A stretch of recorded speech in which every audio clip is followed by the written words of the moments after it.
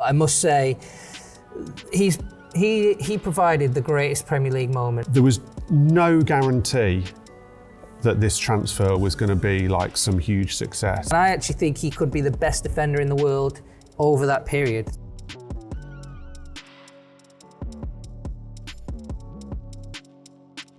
Welcome to Settle It, the fiercest debate show on the planet. I am your host, Charlene Smith. Today, we're breaking down the best transfers of the Premier League era. Joining us, we have the BBC's Nizaar Kinsella, and we have the Telegraph's Matt Law. Each of them have written down their own top 10 list, and our job is to get them to settle it into one definitive list. All right, you guys ready? Ready. Yeah. All right, Matt, we'll start with you. So I'm going to start with my number 10, and that is Paolo Di Canio, Sheffield Wednesday to West Ham, 1999, 1.5 million. He was just like this cult figure. He was incredible.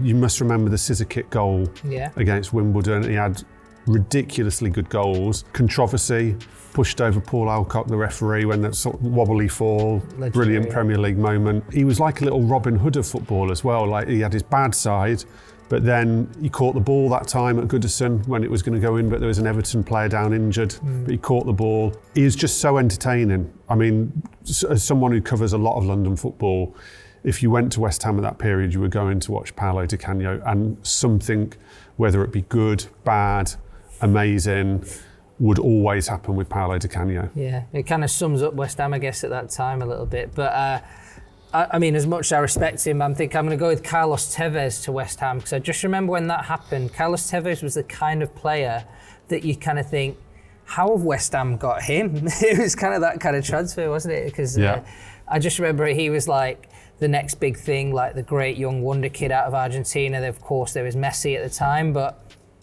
aside from Messi, you were thinking Tevez is the one, like every big club wanted him. And then for some reason, I think we know the reason, there's a lot of controversy around it. Agent involvement, I think, got him there, but I don't even think he knew who West Ham were, but he got there. I don't think he knew what he was stepping into at West Ham, but Carlos Tevez at West Ham. And actually, I don't think he played that much at the beginning of the season, but by the end of it, he saved them from relegation. Wasn't there a fitness issue with him? Didn't people say he was kind of overweight for a while and things like that? Yeah. And he came in Mascherano, didn't he? Yeah. Do you remember? And Mascherano played even less. Mascherano played way less than him. Yeah. Couldn't settle in at all. Couldn't work it out, whereas Tevez started really slowly and then sort of came good, didn't he? And he saved them from relegation. And on my list, the transfer fee isn't really a transfer fee, because he sort of came in a strange third-party ownership, and then West Ham then had to pay like a 10 million settlement fee. But I still think that was a bargain for West Ham, getting a player nobody expected them to get. Yeah, I'd still argue, if you ask West Ham fans who they prefer, I'm going to say they prefer Di Canio. Could we argue Roberto Firmino from Hoffenheim to Liverpool back in 2015? It's a good shout. I don't think it would be on my list, but he was. I mean, that is a bargain, isn't it? I'd forgotten how sort of cheap he was. £29 million. And longevity as well. He came as a midfielder as well, and then became a striker, like with Mane and Salah, linking it all up. And he kind of was one of the very first sort of signings of that Klopp era that really took off, wasn't he? He was perfect for Klopp. Yeah, but I'm not having him. No, there's better Liverpool signings for one, even though he was good. So he's not in my list. I think we're going to have some Liverpool later on as well, aren't we? Yeah. And I think we're trying to work by one player per club in the final list, aren't we? Who are we going to pick for number 10? I'm refusing to back down from Paolo Di Canio. All right, but I expect you to pay me back later. Let's see. I agree that Tevez, maybe we can drop him. But Tevez was a good signing for other clubs as well. He was. Add in another player. What about Ginola back in 1995, going from PSG to Newcastle? That's tougher, that one. That's a really good one, I think. Yeah, Ginola. But I still think maybe we'll stick with Di Canio on this occasion. But Ginola was huge, right? In the Premier League in general. Yeah, I mean, huge for Tottenham as well, actually. I know that's not the transfer you're talking about. He won Player of the Year? He won Player of the Year. I think he won Player of the Year for Tottenham, didn't he? I think it was controversial circumstances. I think that he wasn't even his best year, but he won Player of the Year. But he was that kind of player that you wanted to pay to watch, just like Di Canio. Yeah. All right, so you're going to agree on Di Canio as number 10. We are going to. Reluctantly, yeah. All right, we'll start with you. Who's your number 9? I think I'm going to go with Bruno Guimarães, Newcastle. It's quite a recent one of the most recent ones on my list, but I just thought, again, at the time, I think everyone kind of knew he's a good player from Lyon, but it was kind of a coup for Newcastle getting him in. I just think he's kind of this everything midfielder, like he's kind of box to box, great creatively, goals, assists, aggressive. He's got like the lot really, and I think now we can see like if Newcastle don't have him, it's a huge problem. And I also think Bruno Guimarães is the kind of player that could play for any club in world football. So I think it's a coup for them. Big call, that. And also they won a trophy, Yeah. Newcastle. How big was that? That was big. It's funny actually that you've chosen Bruno, one of your probably most recent players in your list, because my number 9 is actually the sort of oldest player in my list. Were you even born when Chris Waddle joined Sheffield Wednesday from Marseille in 1992, the first year of the Premier League? How old were you? I was 3 years old, so yeah, I'm struggling on this one. I must admit. I can literally just say anything I like Yeah. about Chris Waddle and you can't Sell it to argue. me without lying, that might be a good So for someone, I'm showing my age here, but for someone who hasn't seen Chris Waddle before, he's like a Matt Letizia type. He's like a Jack Grealish type. Always played with his shirt out, socks rolled down, all about the sort of show. Like, didn't really run. He was a winger, but didn't really run. He would just sort of walk past players, ridiculously skillful, never scored a boring goal. It was always like bangers from outside the areas, volleys, loved the spectacular basically. Yeah. He scored a sort of Gaza-style free kick. I think it was in a semi-final for Sheffield Wednesday against Sheffield United. In the first year he was there, Sheffield Wednesday got to both the FA Cup final and the League Cup final in the same year. But they lost both. They lost both. But he scored Gaza's free kick in the Tottenham semi-final, is always the famous one. Against Arsenal. Yeah, but Waddle scored a very similar one against Sheffield United. Right. He was the first ever Premier League footballer to win the Football of the Year award. So in the first Premier League, he ended up Football of the Year playing for Sheffield Wednesday. Right. You know, a time when Man United were dominant, obviously Arsenal were big, Liverpool was still big. You've got Sheffield Wednesday player winning Football of the Year. Is he better than Bruno Guimarães? Depends what you like in your football. I think he's better. If I wanted either of those players in my team, I'd be having Chris. He had the mullet. You must have seen the pictures of his mullet. Spiky hair on top, long mullet at the back. But what trophies did he win? That is a good question. And how good was he? You've probably got me on trophies, certainly in the era that I'm talking when he joined Sheffield Wednesday. Won a lot of trophies at Marseille, but you've got me on trophies for Sheffield Wednesday. But football's not all about trophies. Football's about... It's about feeling and magic. It's about feeling and magic, I'm not sure Bruno's got that magic. What about Kevin Nolan? He went from Bolton to Newcastle for £4 million. Has he got that magic? He's not a similar player, is he? He's much more gritty, but he's a really effective player. I'd say his best years are at Bolton. Yeah. Proper aggressive, part of that Bolton team. And I almost came with a Bolton player, and it wasn't him. I almost came with JJ Kocher. Like, there was Hierro, I remember he joined Bolton. Bolton were innovators, but Nolan was part of that great team with Kevin Davis. I remember them two had a great partnership. But yeah, I think that it's so unfortunate that Bolton Wanderers don't have a player on my list, because I was ready to push a Bolton player. Yeah, I like the Bolton shout. There was that period in the Premier League era when like Bolton were signing ridiculous players, but JJ Kocher was in that again, Chris Waddle mode of player. Oh yeah, you're throwing it back to that. Yeah, I'm throwing it back to it. How much was Bruno? Bruno Guimarães was 40 million, so you know it wasn't cheap, but I think it was decent. It wasn't business. cheap. Chris Waddle was 1 million. Now I know we're talking inflation and that, but that's 40 Chris Waddles into your Bruno Guimarães. Yeah, right. So, yeah. Well, if we're talking inflation, I mean, what about Leicester signing Mahrez for £400,000? It doesn't get much better than that money-wise, right? But money-wise, that's phenomenal. Yeah.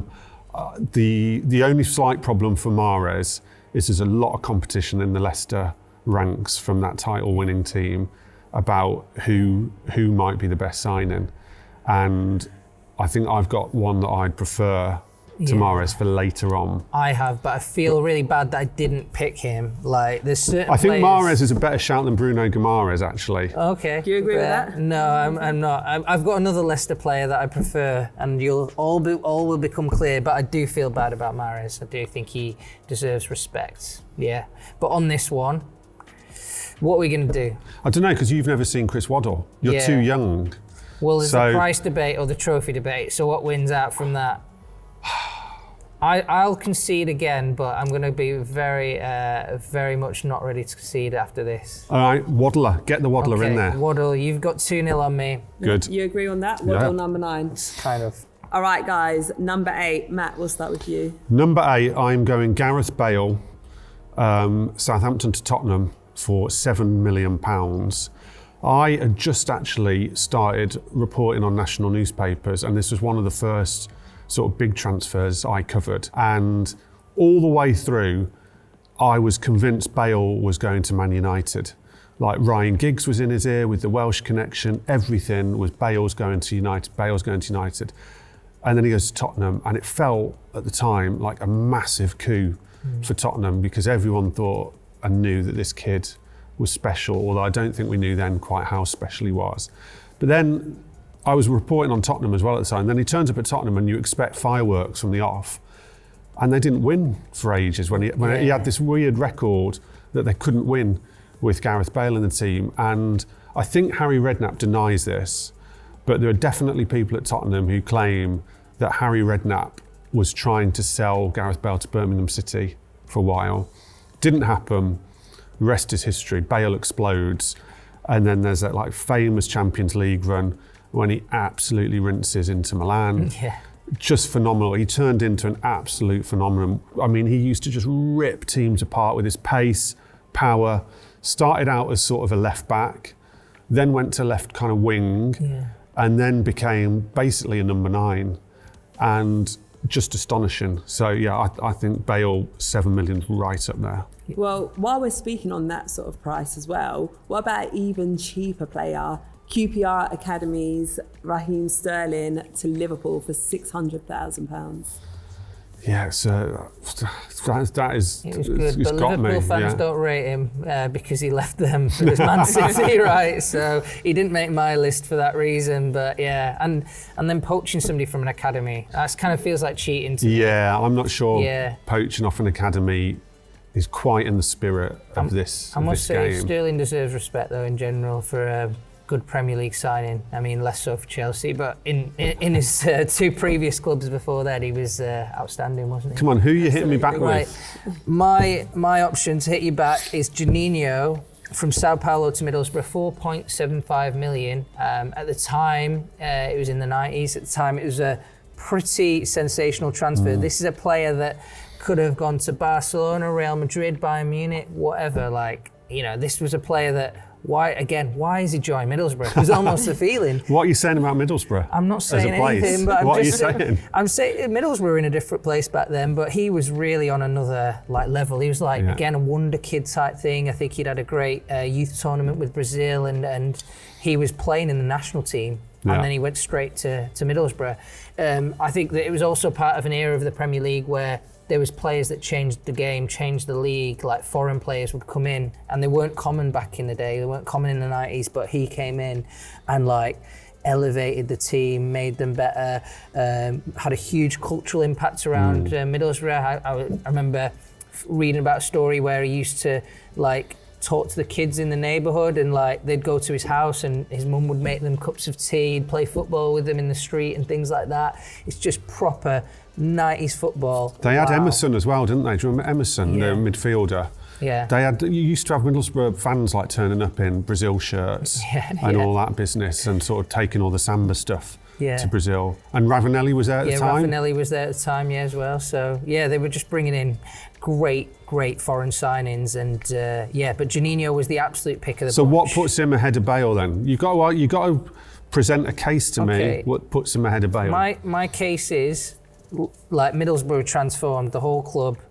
He made Gareth Bale was a great player, but he didn't make a huge impact on Tottenham. He didn't change Tottenham forever. Maybe Redknapp did because Redknapp brought in other great players, but Juninho is a singular signing, just made such a huge impact. Like the stuff you say about the community, they went on to win a cup. Yeah. They were established in the league. They were a team you wanted to watch. They were a team you thought they were a contender, and they had runs in Europe as well. So I think Middlesbrough were transformed by a player, and that's why. See, if we were having the debate who's a better player, I would be definitely sticking with Bale now, because Bale went on, and Bale for me is a better player, but the fact it's better signing. But you're not just saying Bale's a better player because he joined Real Madrid. No. And then he achieved what he did with Real Madrid. I still think he's a better player, but I'm coming around to you actually, because if it's like better signing, yeah, it's got more impact probably for me. Impact signing, it's got to be like who changed the game at their club. So right. I think you're on the board. I think I'm going to relate. I think you're on the board. Finally won one. Oh, there you go. So we've got Canio, Waddle and Juninho. Yeah, it's very winger heavy at the moment, isn't it? So number 7, we'll start off with you, Nizaar. Right, I'm going Son Heung-min, Leverkusen to Tottenham, 2015, 22 million. I just think that Son is debatably actually Tottenham's best player in the Premier League era. He's just left the club. You've seen how they reacted at how he left. He's a legend. He won the trophy, didn't he, as captain as well. What a goal scorer he was. The partnership with Kane, great goals, running the length of the pitch. What more do I need to say? The impact on Tottenham as a business, the amount of fans he brought to the club. Yeah, they're going around Asia, aren't they, all the time? He was part of Tottenham's growth. This new stadium, the Pochettino team. There's so many positives about Son, and he even played well. I think for more defensive managers when he had all that space to run into, like Conte's, like Mourinho's. He had his best season with Conte. He was joint Premier League top scorer under Conte with Salah. So he had his best season with him. So you're right on that, definitely. I was in Bilbao back in May to see him get on as a substitute in that final and finally win the trophy with Tottenham. And I'm not a Tottenham fan.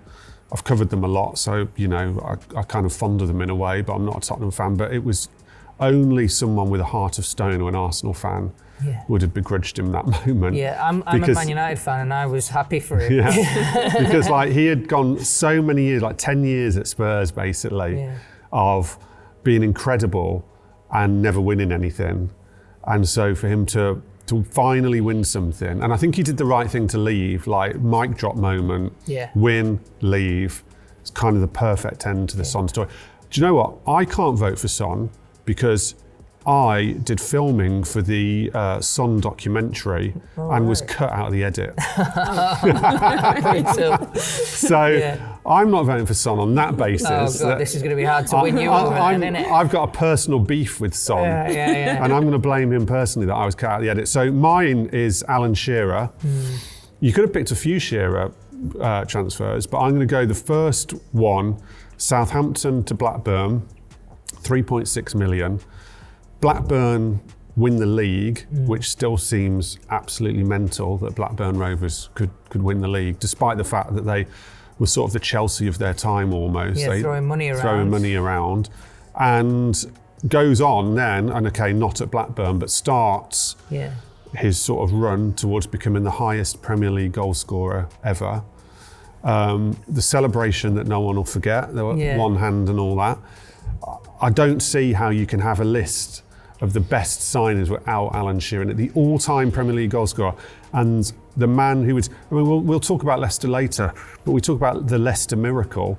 Blackburn Rovers won the Premier League. It was no miracle at the time. They were, like you say, they had a lot of money throwing it around. You still got to get it right. You still got to get it right. It's one thing throwing money around and getting up the league. It's another thing throwing money around and getting up. And also, Blackburn beat Man United to his signature. Man United had wanted to sign Shearer from Southampton. For a club like Blackburn, even with the money, to manage to do that, phenomenal. And I just can't see how we can have this list. My two things on this is that's a lot of money, actually. It doesn't sound like a lot, 3.5 million, but at the time, it was a huge transfer. Yeah, we should have come up with an inflation calculation, shouldn't we? And then 2, I also think that Shearer, not doubting his legacy in the Premier League, my God, but it's just he was remembered for Newcastle, right? So sounds like you're doubting his legacy in the Premier League. I really love Sonny. I've covered him for years. Lovely bloke. He's a lovely bloke. I mean, unbelievable legacy. I've covered him as well. Like, you know, you go to try and interview the players, he's always the first one to stop. They get beat 4-0 somewhere, and it's like him, like very upset, but he's always doing it. Very professional. Looks you in the eyes. Like he's just. That's why we all really liked him. He's just Cut me a out nice the edit. person. Cut me out the edit. He probably ain't going to vote for Son on this one. Yeah. So, what are we saying? I think you might have to judge this. This is strictly down to you two. It is down to us two, is it? Shearer, right, okay. You really don't want Shearer. You only want to be thing- the guy who says the highest ever Premier League goal scorer isn't going to be on the list of one of the top transfers. That's my only issue, really. If you want to be that guy, be that guy. Yeah, well, you're going to be. Well, he did cut you out of his documentary, so I can see there's a natural beef for you. So maybe I'll let you have it. This will be my revenge on Son. Yeah, maybe I'll let you have Yeah, it. taking revenge on Son. But yeah, I'd say we can do Shearer, but yeah, Son is very unfortunate to miss out on the top 10. All right, well, I secretly agree with that one. So Shearer is for number 7. All right, we'll now move on to number 6. Yeah. Matt, who's your Mine number is 6? Kevin De Bruyne, Wolfsburg to Manchester City. I think it's forgotten.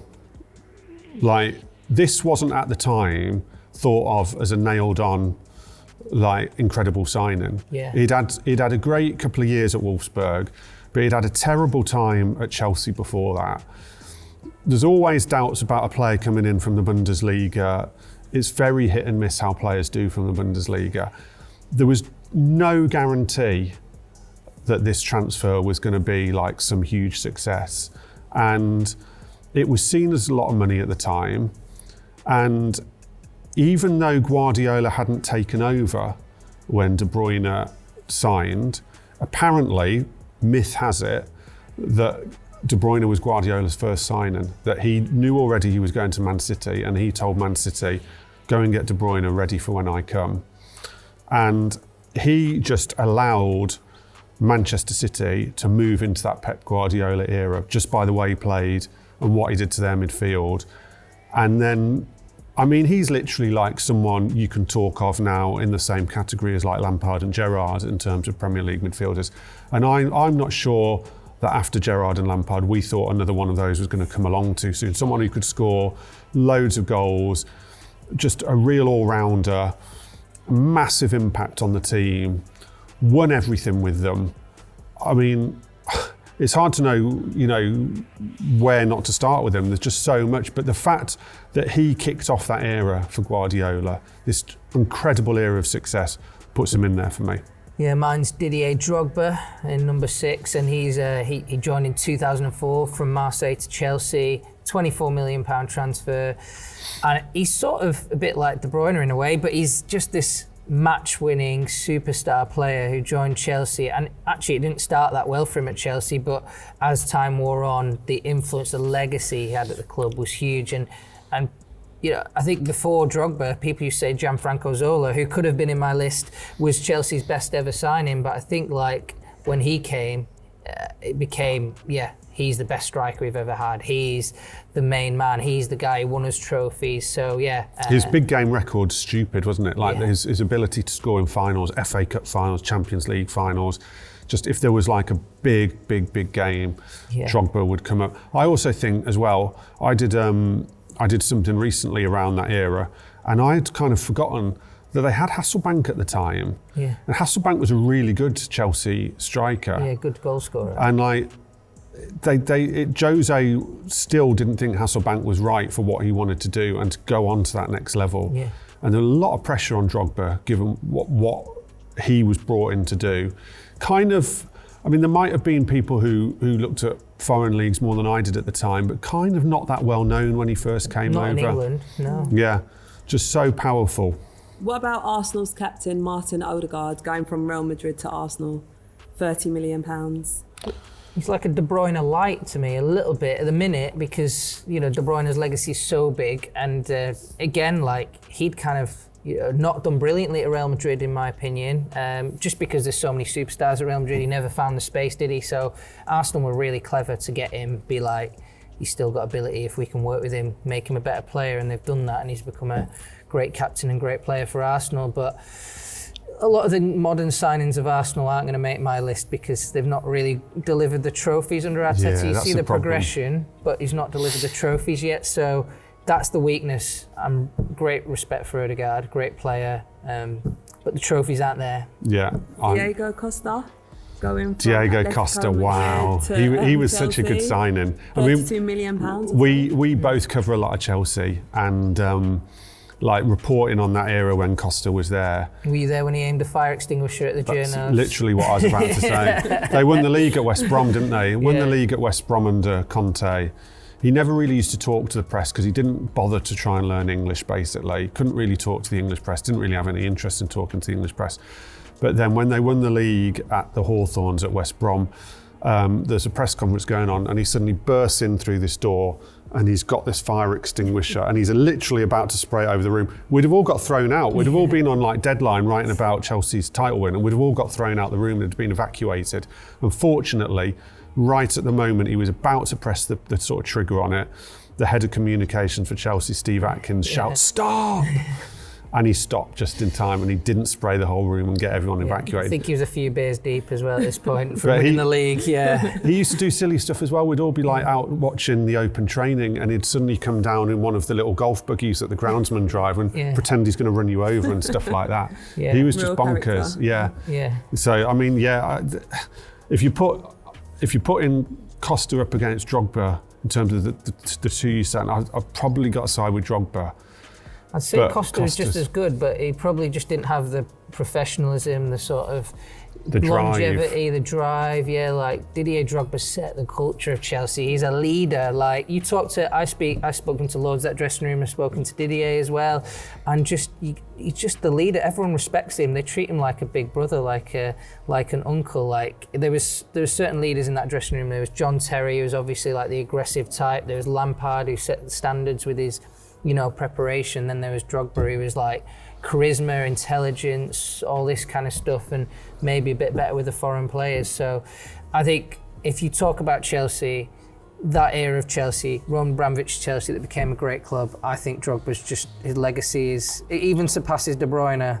Drogba versus De Bruyne is the heavyweight clash of this, is it? This is the first real heavyweight clash. Are we going to have a bigger heavyweight clash than this? I'm not sure we will. I think we will, but this is huge. This is huge. My problem with De Bruyne compared to Drogba, right, is that City had so many players that had a huge influence. You look at that City team that won all those trophies, and yes, they were unbelievable. You can say that about Chelsea. You can say that about Chelsea. They had you've named half of them just a minute ago. Lampard, Ashley Cole, Petr Cech. But what about the finals? What about the big clutch moments the Champions League final alone?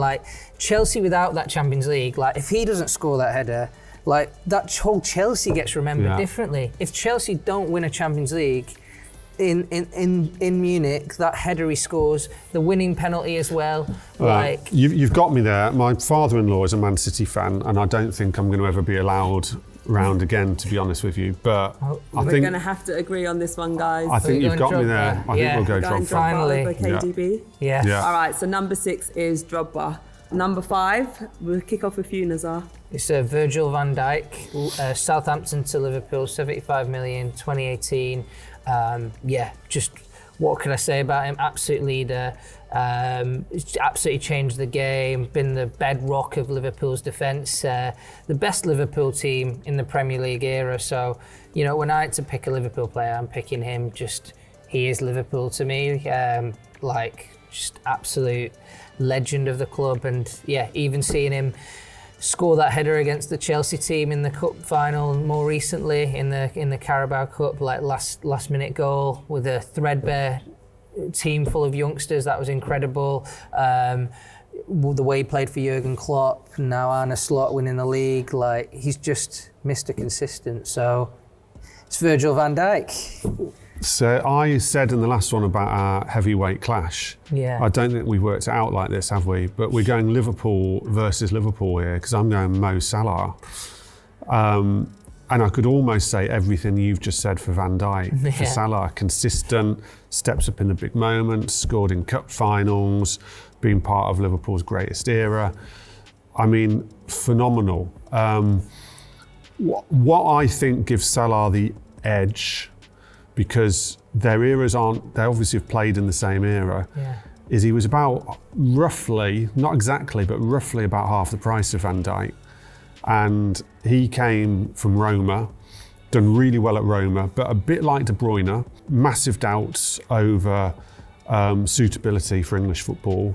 Had been with De Bruyne at Chelsea, both of them had a nightmare under Jose Mourinho, couldn't get on with Mourinho at all, couldn't get into his team, couldn't make an impact in his team. Both of them go away, and then Salah goes to Roma, has a fantastic time, but comes back and just like, obviously one of the best Premier League goal scorers now in history. Since Kane's gone to Bayern Munich, probably the best who's around at the moment, certainly the most consistent. All those clutch moments. He's done it all. I don't know how we're going to solve this, if I'm honest with you. It's difficult, and I actually like Salah because I remember watching him play for FC Basel before he even joined Chelsea, so I was like that much of an early adopter. I was randomly out there one time and he changed the game as a substitute, scored 2 and got an assist, I think, when they were losing. So I've been watching Salah for years. It's a tough one. The only thing I'd say with Van Dijk is I think that even now, like Van Dijk's more important to Liverpool now. So I think that he might go on longer. I think he's got that, maybe even a longer legacy. And Salah has the stats, he has the goals and all that. But Van Dijk, like, if Liverpool missed Salah, I think they could cover it. Or I think there was maybe a few times odd games where they could cover it. But if Van Dijk ever missed a match for Liverpool, which he barely ever did, he had that period with an ACL injury and they declined, didn't he? But other than that, he's barely missed a game. If I give you 70 million quid, and you're building a team, can you find a top-class centre-back who's not Van Dijk to play now? I'd say you can. I don't think you can. If I'm giving you 35 million or whatever it is to find a forward who's going to be as impactful as Mo Salah, good luck. Well, Mo Salah was value, but Van Dijk's on another level. Like, is there a centre-back who was better than Van Dijk in that period? Diaz? Does he get a mention? Good shout, but he's just not as good as that. You've done him. No, I'll be honest. In my personal view, I think that Van Dijk is better than Ruben Diaz. Do you think Van Dijk? Where do you think Van Dijk stands in the best ever Premier League defenders? Because Salah's right up there in the forwards. He's like in the top 3. Yeah, well, I think Van Dijk could be top 1. Like genuine. Like who's the competition is probably John Terry. It's English players really, Rio Ferdinand, but I'm trying to think if there's any other better foreign centre backs. We've got Company probably is up there, isn't he? Company, he's unlucky massively. Not to make our list. But I think that Van Dijk could be best ever Premier League defender for sure. Huge argument about that, and I actually think he could be the best defender in the world over that period that we're talking about, like the same period that Salah was playing. Was he the best forward? There was Messi, there was Ronaldo knocking about, weren't there? So, but whereas if you built a team 11, you'd everyone. I think everyone would have put. Everyone in the whole world near enough would have put Van Dijk in their best 11. Best Everybody world 11. in the whole world. Yeah, I do. Would you put Saliba in there as well? He's had a lot of comparison to Van Dijk. Saliba's got potential to become that, but I think it's too early for me. Also, Van Dijk has everything. Like Saliba is good at playing out from the back as Van Dijk. Maybe not. I think he's probably just as good defensively potentially, but I think Van Dijk's like. He is the perfect centre-back. If you're going to build one in a laboratory, it would be him. And he was probably the best in the world at the time. All right, you guys are going to have to settle on this one now. So make a decision. I'm very, very, very reluctant to settle. I've convinced myself as much as I was trying to convince you. I just feel whatever we decide on this, we're going to get battered. Yeah, well, whichever way we go. So fundamental players. Yeah. Tough. I do actually obviously rate Salah, but I'm thinking Van Dijk just for those. Go on then, Van Dijk, but I'm getting you back for this. So Van Dijk makes number 5. We'll move on to number 4. Matt, we'll start with you.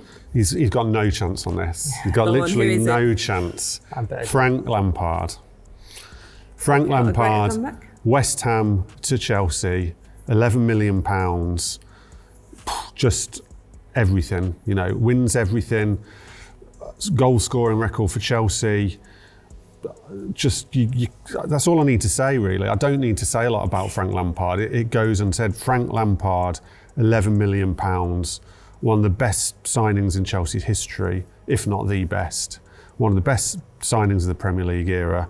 You're not beating me on that. Okay, well, let's try.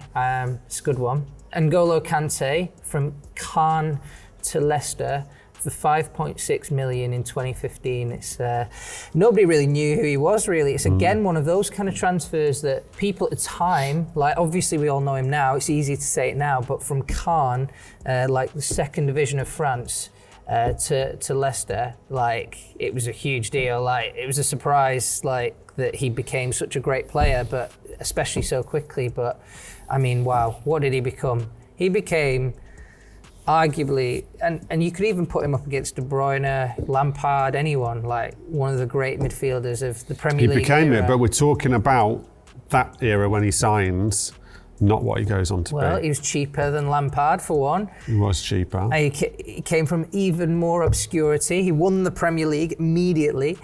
So yeah, he made a huge impact. I mean, even at Leicester, he started off on the right wing. I don't think he started the first few games for Leicester, but then Ranieri changed the system and he decided to build a team around N'Golo Kanté, seeing how good he was at running, like how good he was at breaking up the play, and he just became the best ball-winning midfielder in England pretty much overnight. Absolutely perfect for the league. Like somehow this person was capable of adapting to English football like that.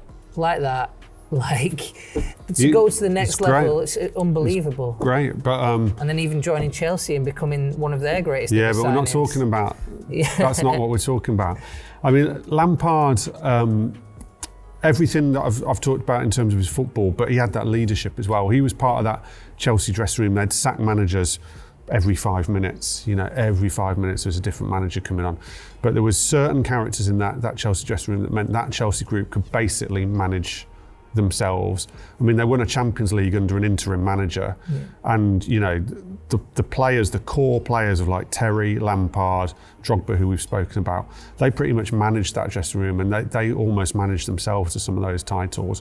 And Lampard was huge in that. He was huge in setting culture. He was huge in setting standards.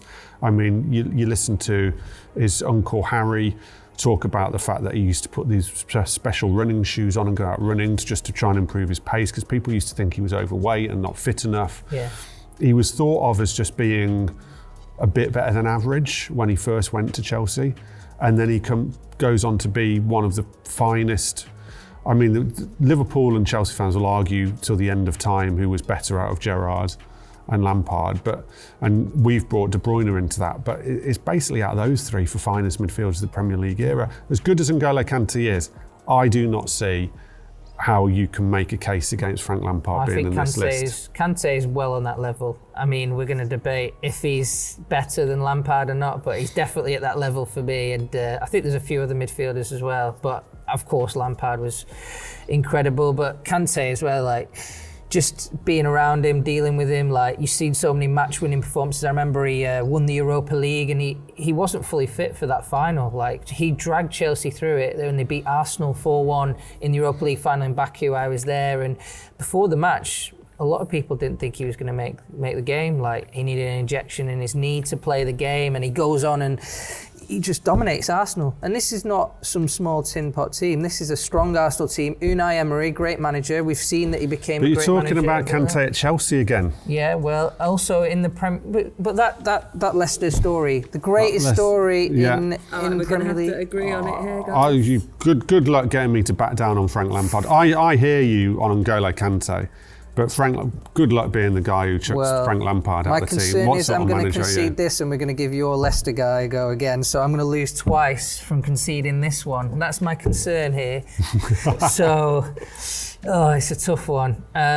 It's basically an impossible choice. For me, it is a heavyweight clash. Matt's making it seem cut and dry. Yeah, it's not an impossible clash. To me, it's not an impossible clash. Well, that might as good as Kanté is, he's not on that level of Lampard. I think he could with be. This transfer that we're referring to as well. Good I think point. he So still if we is. base it purely on this transfer, I feel like I'm losing here, but I feel like I'm losing here, but I do think that he could be. Come on. He could win. No. Give up with your head held high. Okay, I'll give up because Frank, I spent a lot of time with him as well. He's been great to cover him. Yeah. So we're settling on Frank Lampard We are. as number 4. We are. Okay. We'll now move on to number 3. Nizaar, give us your third. All right, I'm going to go for Sergio Agüero, 2011, 38 million from Atletico Madrid to Man City. So, yeah, what can I say about him? I think the best thing about Agüero was great goal scorer, obviously. Part of Man City becoming a force because it took them a while to get going, Man City, and become that force. And he's part of the Man City revolution that makes them one of the most dangerous clubs in Europe, and they start to win titles. But I must say, he provided the greatest Premier League moment. The only time the titles absolutely come down to one single moment, one single action from a player. He was in there in the box. The ball was fed through. Go on, do it. Agüero. That's rubbish. Yeah. You know what I mean? Passion. Yeah. Well, That's like Alan Partridge doing it. that was one of the most painful days of my life watching football because obviously I wanted the other team to win, but still, like you reflect on it and you think that is something else. Like, what must it have been like in that stadium? I was just in shock from the moment, and then I actually think that even after that moment, he's been huge because Pep comes in. And everyone thought Pep was going to kill Sergio Agüero, and like he was changing the game. There was a lot of false nines floating around. The sort of classic number 9 running behind could have died out, but he adapted his game. He completely transformed his game. Kept Gabriel Jesus out, who isn't a bad player by the way, out of the Man City team, stays in, and then becomes Man City's record goal scorer. So, Sergio Agüero is absolutely fit for the top 10. So I wasn't going to bring this up, but you brought it up yourself. When you say you wanted the other team to win, you're basically outing yourself as a Man U fan here, aren't you? Exactly, yeah. Which he did mention earlier. He did mention earlier, did he? Sorry, so he's already outed himself. So you're going to pick a Man City player, Sergio Agüero, over Wayne Rooney, Man United. Everton to Man United, Wayne Rooney is my number 3. This has fallen badly. How are you ever going to be allowed inside Old Trafford again? Yeah, this has fallen quite badly, really. So you're going to pick a City player over United player? It's basically a fight between my pettiness. No bias on here. Yeah. No bias. Yeah. I mean, impressive to put you by side. I still think Wayne Rooney is criminally underrated when people talk about him now. Yeah. Just because the fact that when you see Wayne Rooney on the BBC, one of Nizaar's colleagues goes to the Christmas party with him and all that.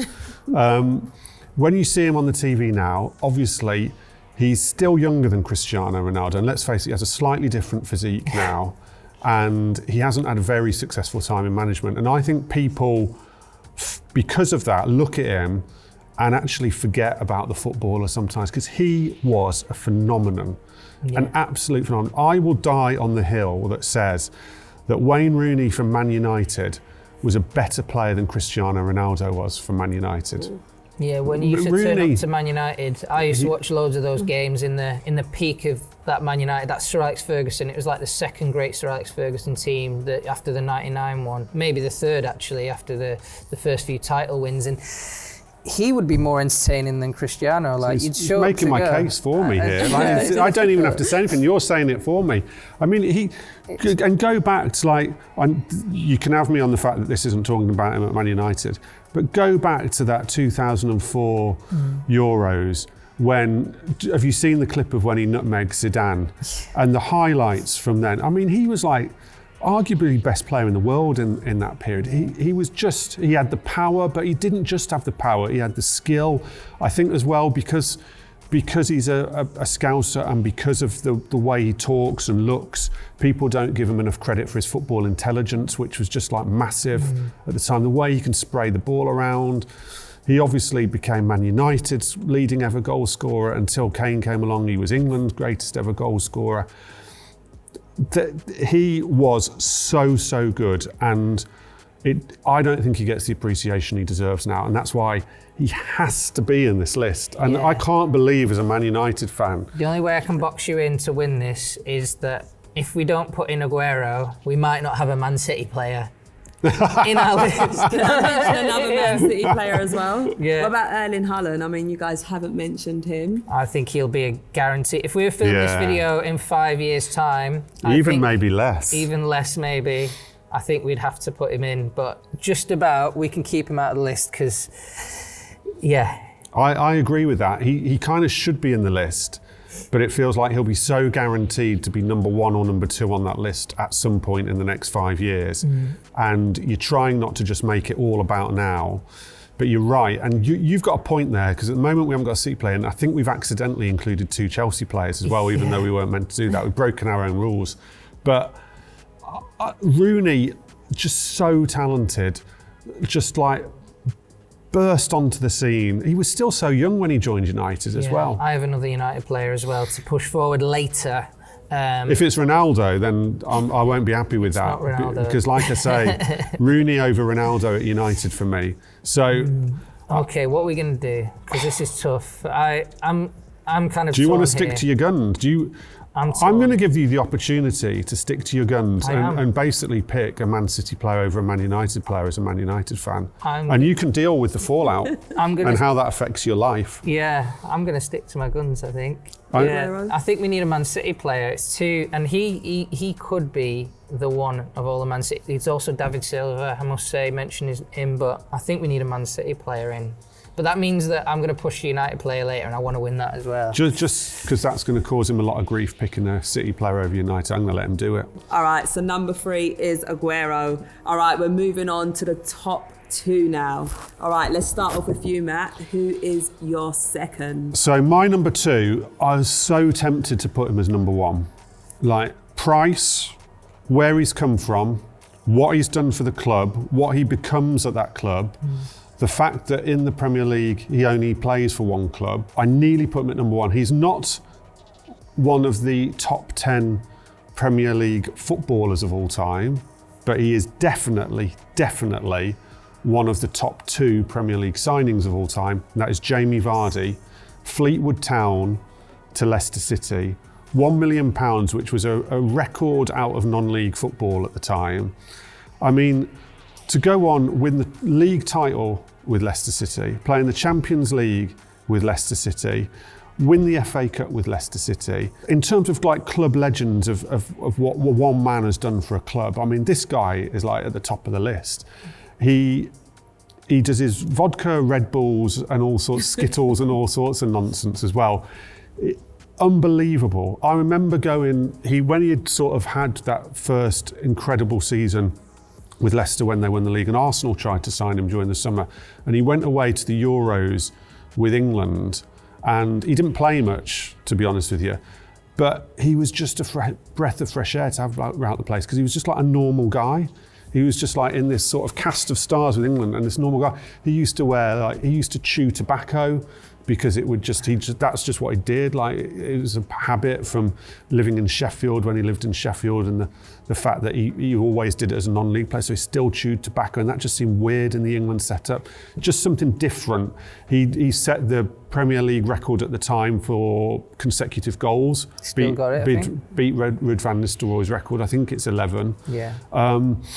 I just think that £1 million out of non-league football, to get someone like that who then does for you what Jamie Vardy does for Leicester City, it can't be beaten. And like I said, I was so close to put him as my number 1. I can beat it. Go on. Eric Cantona, 1992, 1.2 million, Leeds United to Manchester United.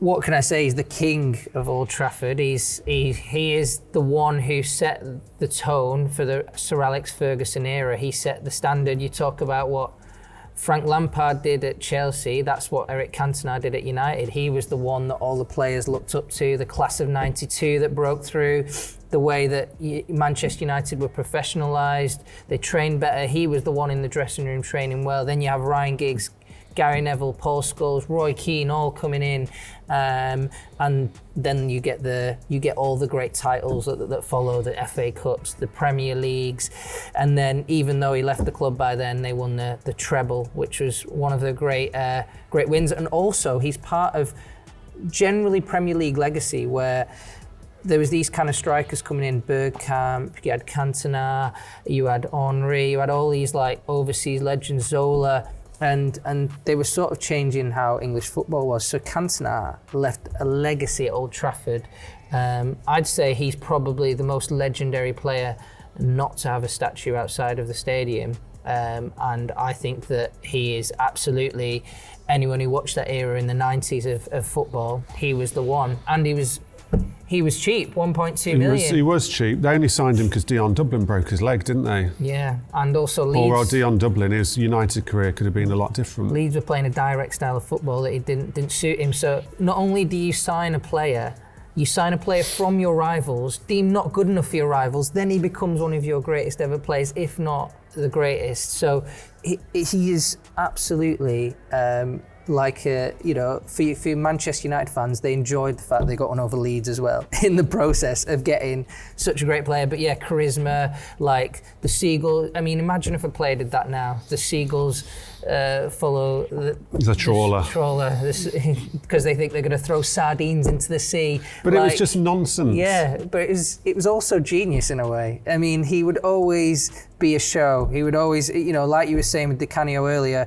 he was like Canio, but on a even higher level. So I think that Cantona, he is the Manchester United player. Do you have a favourite Cantona goal? I think that it has to be the chip against Sunderland. That's what I was going to say if I had a favourite Cantona goal. How about Ronaldo? He went from Sporting CP to Man United for £12.4 million.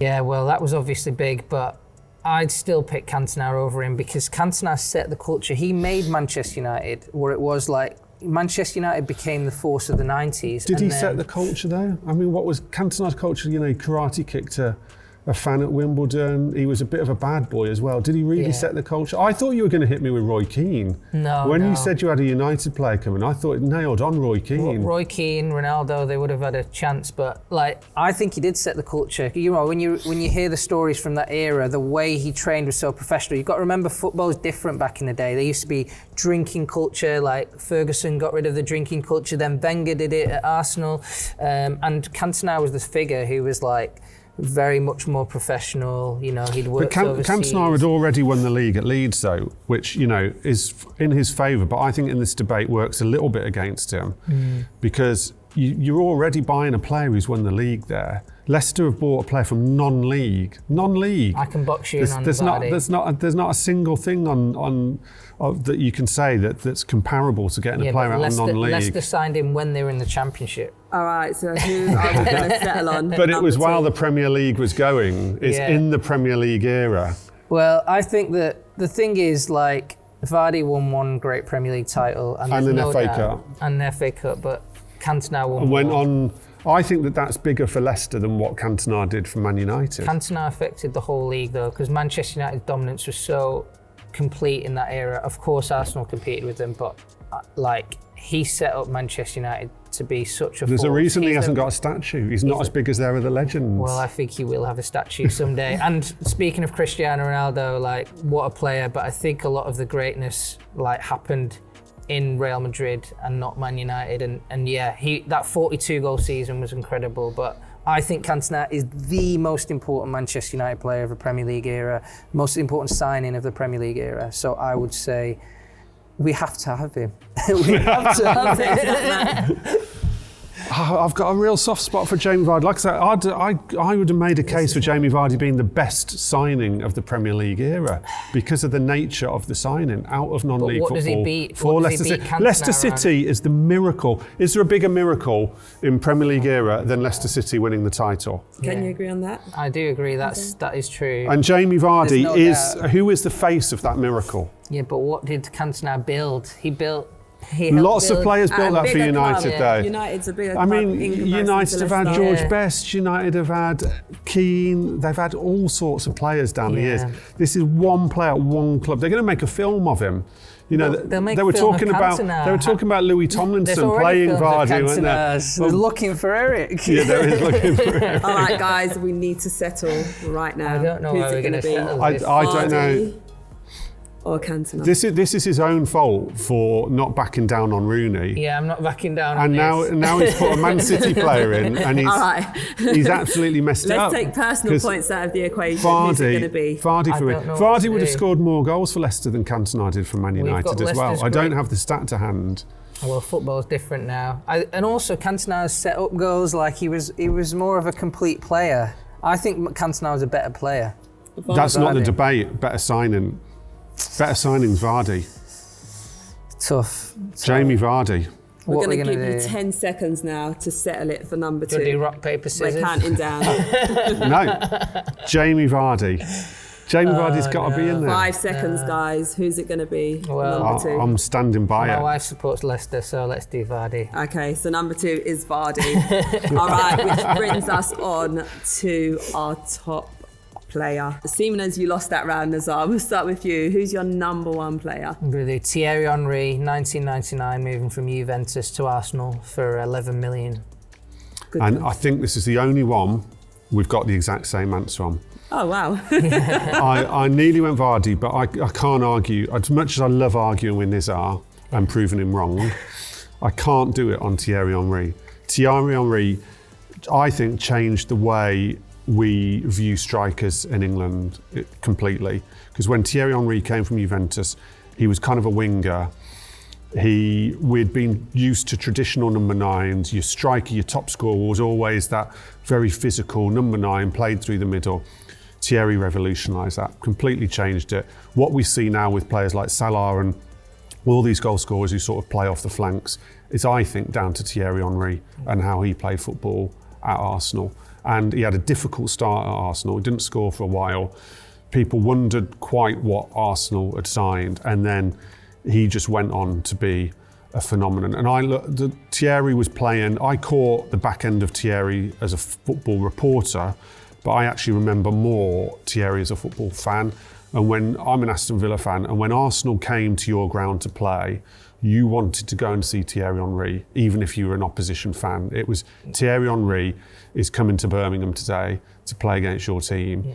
And you wanted your team to win, but actually you wanted to go and see Thierry Henry. He is absolute box office. Yeah, there was a lot of Arsenal players that like fans hated probably, like, you know, rival fans and stuff, like, you know, the Vieira-Roy Keane rivalry was huge, and they're 2 players that could have made our list, but Henry was, I think, somebody everybody loved as well, and like, you know, so entertaining, goals and assists. That was also a unique thing. There wasn't many strikers that was like in that era of football where they were like laying on goals, were they? Yeah. And I remember like he used to compete with Van Nistelrooy for the Golden Boot towards the end of his Premier League career, but Van Nistelrooy was just goal, whereas Henry was matching him for goals, but then providing like 10, 15 assists every season. It was like, I think he holds the assist record, or has done, for that year. So I think Henry, you know, Bergkamp could have got in as well, but I think Henry just pips everyone, like Bergkamp, even Fabregas. Like, there were so many great Arsenal players, but I don't think there's an Arsenal fan that wouldn't like say that Henry was the best. Like, no, I don't. I know lots of Arsenal fans, and I don't think there's an Arsenal fan who would argue with Henry. I actually don't think there's that many people who've watched Premier League football who, if they were being truthful and not letting their fan get in the way, that would argue too much against Thierry Henry. He had, I mean, Kane's broken it and that, but he had an incredible record in the North London derby. He scored the goal at White Hart Lane, didn't he, which won Arsenal the league at White Hart Lane. I mean, a phenomenal moment for Arsenal fans, not so much for Tottenham fans. Just everything. And like I said, the guy was box office. Absolutely. I think that is definitely a full house on that one. Henry as the number 1. So your top 10 transfer list is Paolo Di Canio, Chris Waddle, Juninho, Shearer, Drogba, Virgil van Dijk, Frank Lampard, Agüero, Jamie Vardy and Thierry Henry. I think it's good in the format. There's a bit of a spread of clubs there. There's a defender, thankfully. I think it's good that we have a few different positions in as well. Bit unfortunate, no goalies. I was going to say the goalkeepers union won't like us. No. Definitely not. Completely omitted. I'd probably like Rooney over Di Canio or someone like that, maybe. Just because we had to argue with a few of the higher up the list. Exactly. Like when you make the list and you try not to make it all about one club or one team, some of them, there are definitely some glaring omissions there.